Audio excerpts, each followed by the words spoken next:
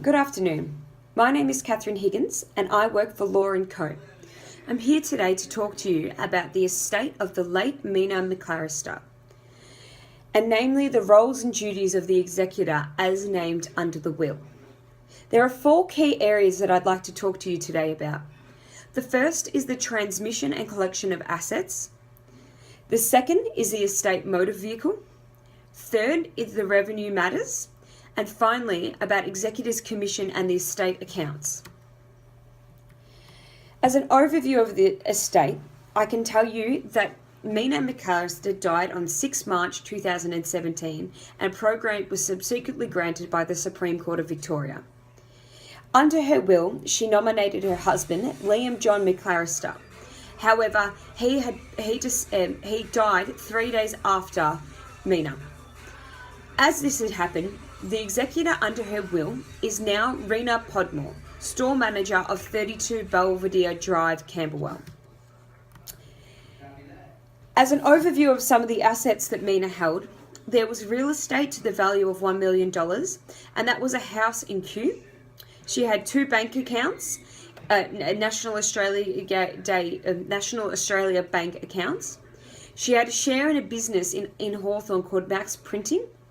There was items such as household furniture, and there was a Mitsubishi Vera motor car. There was also a number of debts, including council rates, water rates, MasterCard balance, and a Maya debt. Firstly, I'd like to talk to you about transmission. Whilst there are many different transmission issues under this estate, I'd firstly and mainly like to talk about real estate, that being the house in Kew. Real estate which is held by the deceased at the date of death can be transferred to the executor and then subsequently either sold or divided by lodging a transmission application at the titles office. These documents can be accessible on the internet through the titles office website. What an executor needs for the transmission process is as follows: verification of identity, which will be 100 points, original grant of probate, title searches, certificates of title, and registration fee.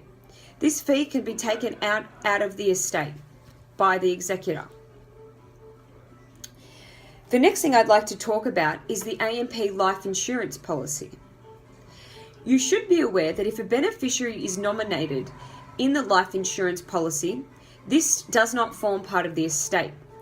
The insurance company, after the date of death, will pay the proceeds directly to the beneficiary. However, if no beneficiary is nominated under the life insurance policy, the money from the estate will be distributed as per the will by the executor. For this to happen, the AMP will require a death certificate to check the cause of death and the duration of illness. The next issue that I would like to talk to you about is the motor vehicle. As you will be aware from the factual scenario, there was a Mitsubishi Vera that was sold by the executor. A personal representative, who is also the executor, has the power of sale, which stems from the will itself and from statute. If you'd like more information, I suggest looking at the case of Broughton. The nature of the personal representative's power to sell the car stems from Section 13 and 14 of the Trustee Act. However, an executor must be aware that care must be taken to care must be exercised that an executor has a power of sale. Protection is available to a personal representative who transmits property to a beneficiary when the property is subject to a debt, and this is under Section 40 of the Property Act. The next issue that I'd like to talk to you about is revenue. Firstly, about income tax returns.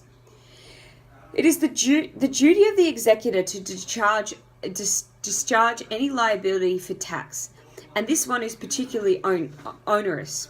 The personal representative is liable to furnish returns on behalf of the estate, and is something they should be aware of before they take up the role of the executor and accept it. They will be required to lodge a return in the name of the deceased up to the date of the death, followed by a return a return for the separate taxpayers from the date of the end of the financial year. This should be done as soon as possible so as not to delay the distribution of the estate. The executor must apportion income which form part of the corpus, and any tax on income is a charge against the corpus of the estate. Accruing income should be apportioned between the periods before and after death. An executor should note that once the estate is distributed, estate returns should follow the beneficiaries as entitled. As to estate returns, once the estate is distributable, estate returns will show beneficiaries as entitled.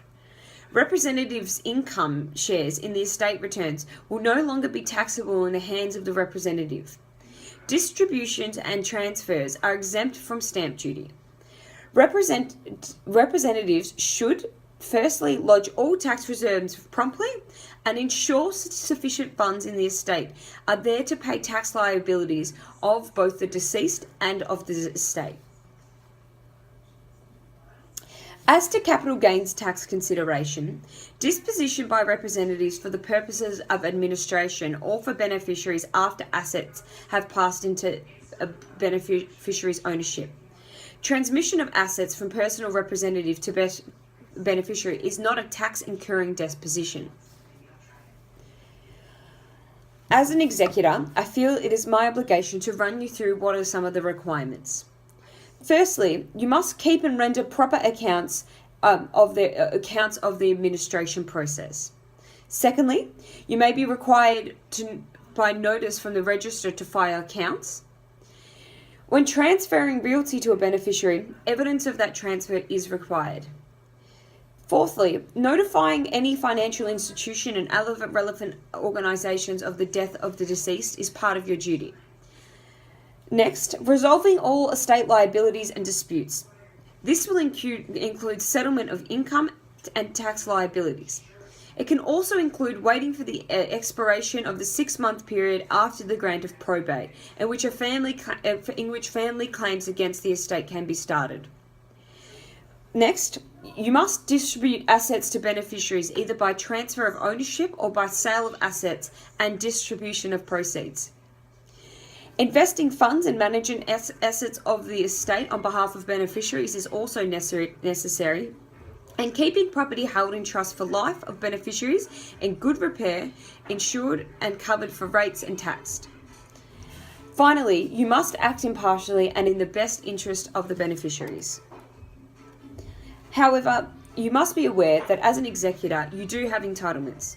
A personal representative has the right to claim commission for for their services that they've done in their capacity, and the executor can also apply to the Supreme Court of Victoria for an executor's commission of up to 5% of the value of the estate if the administration is particularly complex at the time and time-consuming. Please note that a personal representative under the will is usually taken to cover the personal representative's work, unless the will expressly reserves the right to claim commission. As a final checklist and things I would recommend to you, collect and bank all cash assets, hand over any items that are dealt with in the will, transfer any assets not realised or sold, register death in relation to any jointly owned assets, pay all outstanding debts including income tax assessments, pay any legacies with interest where necessary, make any refunds, recover all out-of-pocket expenses incurred by you in the administration process, make any cash adjustments to equalise residual beneficiary entitlements, and determine any tax liabilities in relation to the deceit. Please contact me if you have further questions. Thank you.